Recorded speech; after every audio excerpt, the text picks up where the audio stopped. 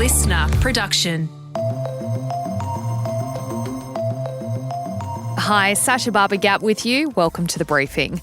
Honest, gritty and raw aren't the usual words you'd associate with pop music, but the genre is going through an evolution right now, especially when it comes to its leading ladies. It's going through, I think, more of an evolution than a renaissance. I think the new guard, the new generation of pop stars is what we're seeing at the moment. So, who is the new guard of female artists and why are we seeing them emerge now? Our deep dive into why our pop tastes are changing is coming up in the second half of this episode. First though, let's get into the headlines with Bension Siebert. It's Tuesday, July 23rd. Good morning, Sasha. It's looking increasingly likely that Kamala Harris will secure the Democratic nomination for president at next month's convention. 0 Democrats so far have come out publicly to challenge Harris since Joe Biden withdrew from the race and endorsed her yesterday. On top of that, Harris has secured the endorsement of former Speaker of the House Nancy Pelosi overnight. She's one of the top Democrats who pushed for Joe Biden to withdraw from the race. The leaders of the Democrats in Congress are also expected to give Harris their endorsement today.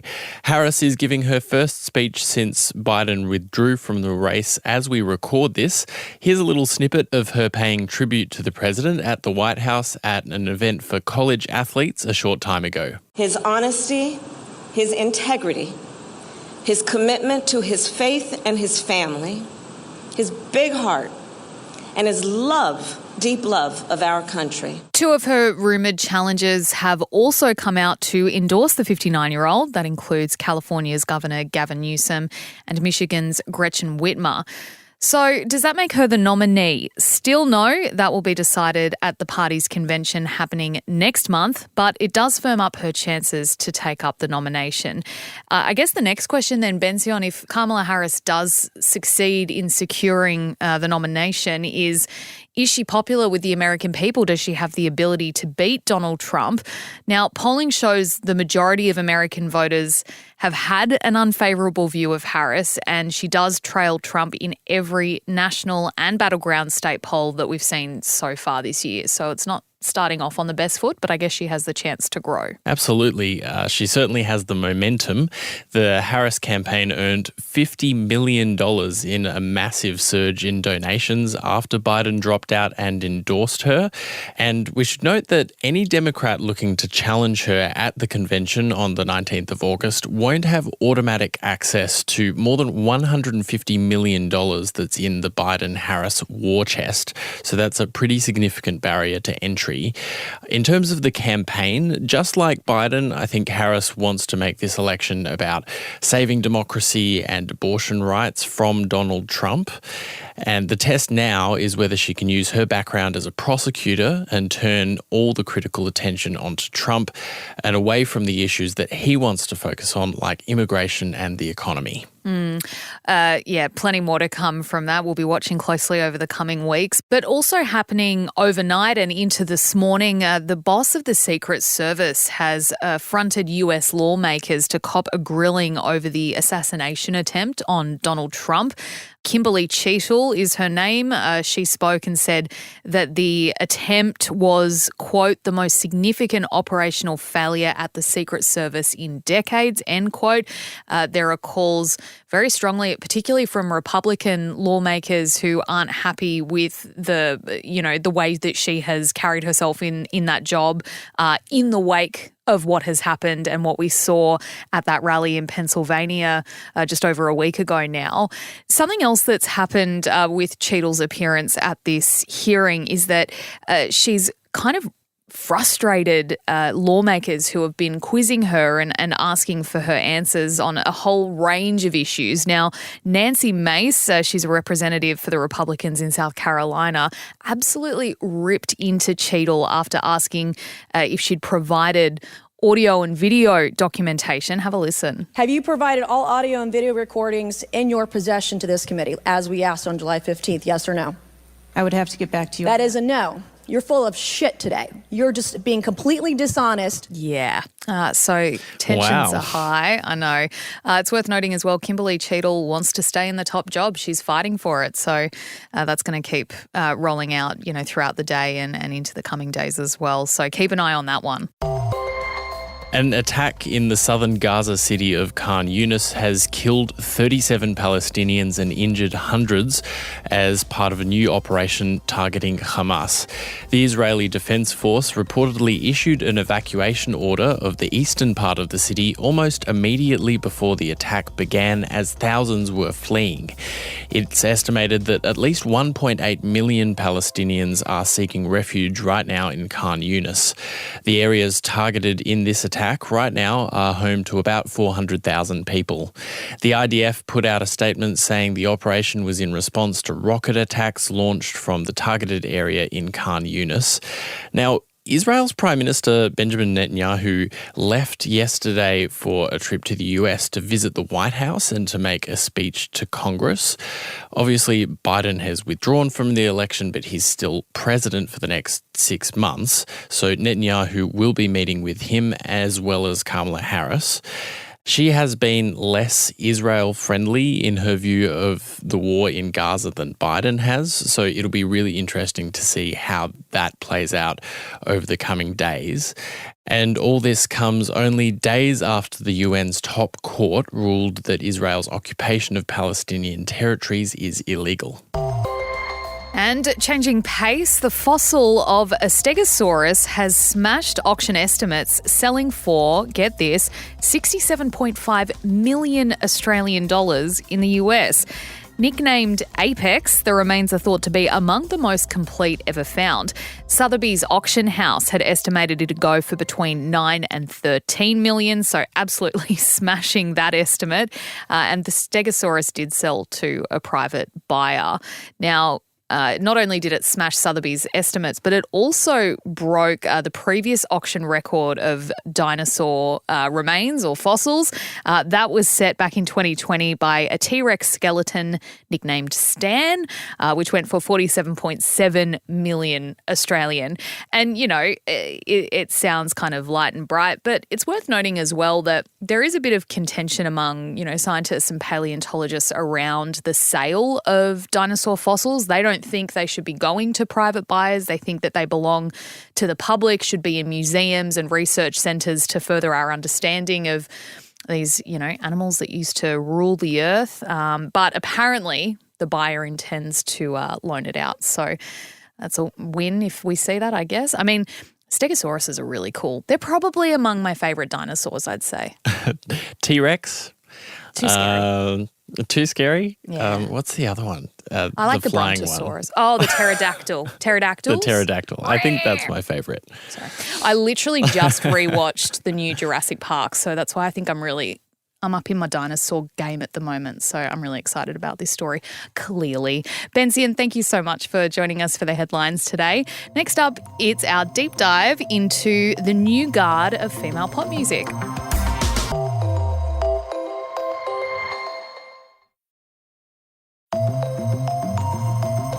You might be celebrating Brat Summer. Yeah, 360. When you're in the mirror, do you know what you see? When you're in the mirror, you're just looking at me. Or singing along to the light-sounding but heavy-meaning words of Chappell Roan. Or maybe you're sipping that espresso with Sabrina Carpenter. Either way, the charts don't lie. Intense and complex female-made and focused pop is having a renaissance. But the success isn't universal for everyone. Katy Perry, once one of the darlings of early 2010s pop, has had a massive flop with her latest single, Woman's World. The accompanying music video is the second most disliked video on YouTube of the year so far, while fellow bubblegum pop artist Jojo Siwa has the most thumbs down of any vid in 2024 for her song Karma. So, with all that said, what is the key ingredient for being a successful female pop star in 2024? And what does it tell us about the future of pop? Nic Kelly is a man who knows. He hosts the hot hits on the Hit Network and LiSTNR, and he spends a lot of time listening to and thinking about the music we're hearing on our airwaves. Nic, thanks so much for joining us on The Briefing today. Is female pop going through a renaissance right now? Yeah, it is. It's going through, I think, more of an evolution than a renaissance. I think the new guard, the new generation of pop stars is what we're seeing at the moment. I grew up in a time where Katy Perry, Rihanna, Lady Gaga were kind of the big three pop stars who obviously are still household names to this day. I think what we're seeing right now is the next generation from that. I think it happens probably every 15 to 20 years rather than every kind of 10. It kind of comes with, a new age group coming through and discovering what they like. And I think what we're seeing right now is the new guard coming through. And, the big three that we're talking about a lot in the last 6 months are Sabrina Carpenter, Chappell Roan, Charlie XCX. They're artists who have been making music for a very, very long time. And now there's just kind of this perfect storm of where pop sits in the zeitgeist of global culture. The type of pop music they're making is reaching the masses. Yeah, the themes of female-led pop music are often and have been for a long time around like girlhood and feminism and, that kind of feel-good attitude to stuff. What are we seeing out of the pop girlies at the moment that's different to, those early 2000s days? Well, it's a much more nuanced kind of conversation they're having in these songs, and it's a much more confessional style of pop music. I think what's important to understand is the context of 15 years ago. All of these pop songs, if you look at the credits, are written by 5 or 6 men, sort of normally, 30s and 40s men. And maybe the artist was involved in the writing as well. And it's not to discredit those artists. It's just the culture of how music was made in the 2000s is it would be written in a kind of camp environment and then pitched to these different artists. Whereas the way that music is being written now comes from the artists themselves. And I think it also goes down to, the personality behind the pop star, which I don't think it was as much about 15 years ago, with the exception of maybe a Gaga. But what you see with these artists is it starts with their heart and it starts with their lived experience. I think someone like Chappell Roan, who we can discuss at much length, is a particular type with that because she really is a roots to riches kind of story. She really started, playing to 10, 12 people for years on end and then has gradually grown and has an incredible, interesting lived experience. She's from Middle America. She grew up queer, but in a conservative environment. And those stories are much more nuanced than the stories that we had from pop stars 15 years ago. You add to that, her connection to the queer community and the drag community, who have obviously been cultural borders for a long time for people. And, queer fans are such an important part of so many artists and so many of the biggest artists that we know. The Kylies, the Mariahs, thank their queer audiences for being the kind of ones that are always there for them. And I think Chappell's had that as well as a queer artist herself. It is just authentic storytelling and excellent songwriting that is cutting through. And I think that's been the thing for me as a pop fan and a pop kind of critic for the last 15 years. It really, at the end of the day, comes back to excellent songs that connect with people. You can dress it up in all this stuff. You can do these stunts. You can do performances on TV shows. But if the song is not incredible and the writing's not incredible and the way that it's structured and the way that it sounds isn't incredible, none of the other stuff is worth it. And I think that she got the songwriting right first and the rest has all just fallen into place nicely for her. Do you think that's because we're getting, and this is kind of getting existential a little bit, but are we getting better at talking about things that matter? We're not trying to put a sheen on things, we're not trying to act like everything's perfect. Our pop stars and, even celebrities we want to see behind the veil. Do you think that's playing a part in, the bold songwriting choices of these current pop stars? 100%. I think people have much bigger bullshit detectors than they used to as pop fans. And I think a lot of it has to do with where we're at culturally at the moment as well. I mean, the big thing that I think people will know about the way that we kind of turned storytelling around was during the pandemic, how everything became a lot more lo-fi. Interviews like the one we're doing today would be done on Zoom with kind of grainier footage and less quality microphones, and it was acceptable. So I feel like the veil and the sheen vein of a pop star that we had 15 years ago kind of got let go really quickly about 4 or 5 years ago. And I think what you're seeing now is a flow-on effect of that, because we allow a lot more authenticity and we allow things to be done without that kind of shine and sheen and the perfect outfits. And there's still elements of that. I mean, fashion's still an important part of music, but it's not as critical as it once was, and the $1 million budgets for music videos are not as critical. It's more story-led than it has been before. I think Charlie XCX is an example of that. These songs are so story-driven. Not many of them were out before the album. It didn't follow a traditional rollout where you'd have a couple of singles before the album comes out that you'd push to radio. And, you know, I think we're expecting and accepting things being done in a more authentic and sometimes more lo-fi style, you know, full stop. And then when it comes to the music, I think we expect that from music right now to be a lot more nuanced and a lot more, I want to say chill. I don't know if that's the right word, but in some ways we're just allowing things to be as they are rather than packaged into something that we can connect to. Well, let's talk nuance. Katy Perry's Woman's World, with some very interesting lyrics, has flopped on the charts. The numbers came out over the weekend. Explain to us why you think it's flopped and why, you know, someone like Katy Perry, whether you like her or don't, everyone knows who she is. She was an extremely successful female pop artist. Why is this latest release falling so flat? I think the context of her last album is also really important to know, that also was not a commercial success at all. It had one mildly successful single on it. The rest were not very successful chart-wise and also critically quite panned as well. I think it's a tough one with Katy, and particularly with this single, because she has come out after the release of it and said that it's all meant to be a joke and that it's all satirical and it's sort of these traditional sort of feminism 2.0 kind of themes of empowerment and you go girl that don't stack up anymore. And I think these artists that are having success right now are looking at feminism through a different lens and looking at girlhood, as you mentioned, through a different lens, whereas it feels like Katy's stuck back in the 2008 understanding of that, where it's like women are cool and we can do things really well, just like the men can. She says that that is meant to be the case, that it's meant to be satirical. There are some leaks of songs that are coming from the album that actually sound quite good and much more back to kind of what you'd expect from a 2024 pop star. But I think it's a tough one for Katy. You know, her biggest success was between 2007 and 2012, when that sort of last guard of pop stars was coming through. And I don't think anyone from that era can really come back at the moment and make the sort of cultural connection that these artists are making. And I also think when you're at the level of fame that Katy's been at for more than a decade now, it is hard to kind of detach yourself from that and move into this more modern understanding of what we expect from a pop musician. So I think that's part of it. I struggle with it because I think the song is objectively good. I think it's an objectively good four-to-the-floor pop song. It's just a bit too ridiculous to connect to people on a genuine level. Yeah, and especially in the current landscape where you have these amazing artists writing incredible songs themselves that cut through and really resonate with the audience.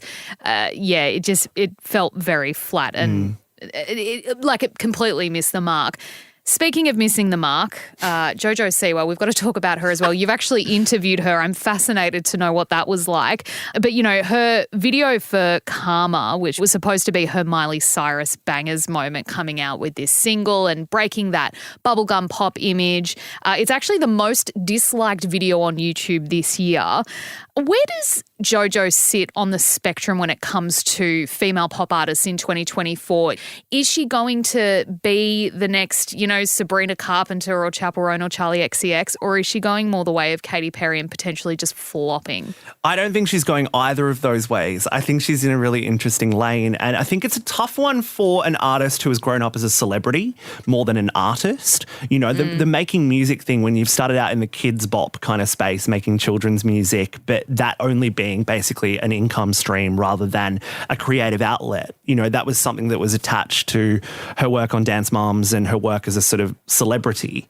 It's hard to make people convinced that you are a genuine artist, and obviously Miley is the blueprint for that, and she's literally tried to follow that. The writers behind Miley's first kind of big hit We Can't Stop, which was her first kind of adult single, are the writers behind this song, and it was written in kind of the same world. So she's clearly trying to follow that blueprint, but as a personality, she is so much more brash and she is so much more ridiculous and absurd.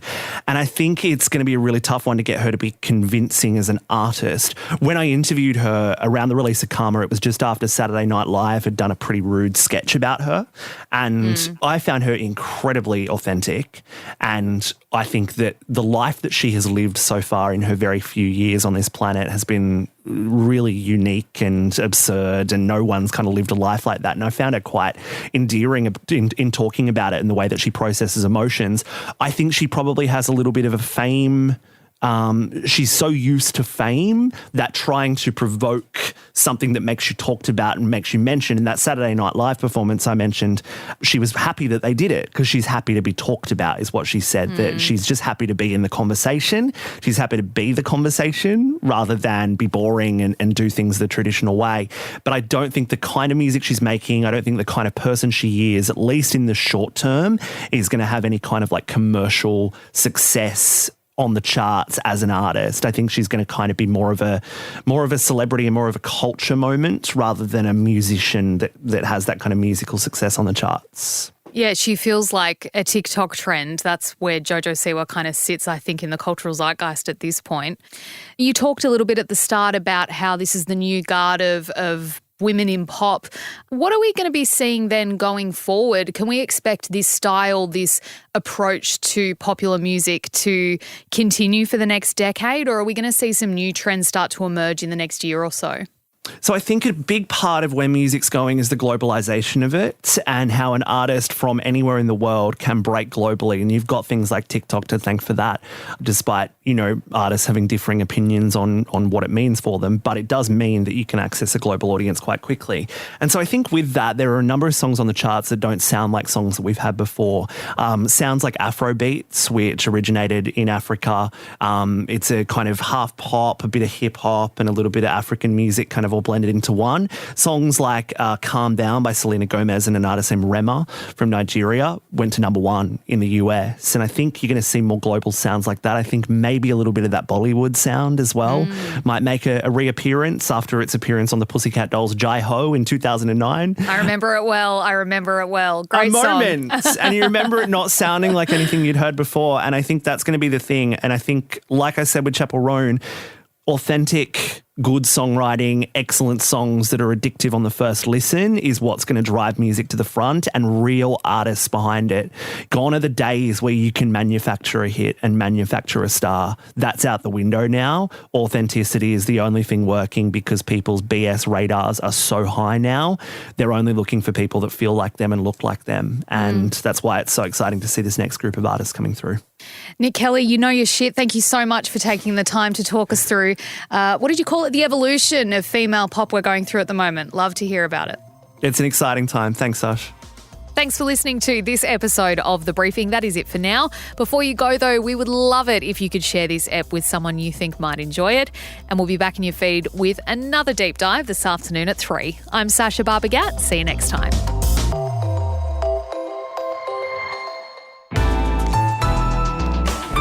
LiSTNR.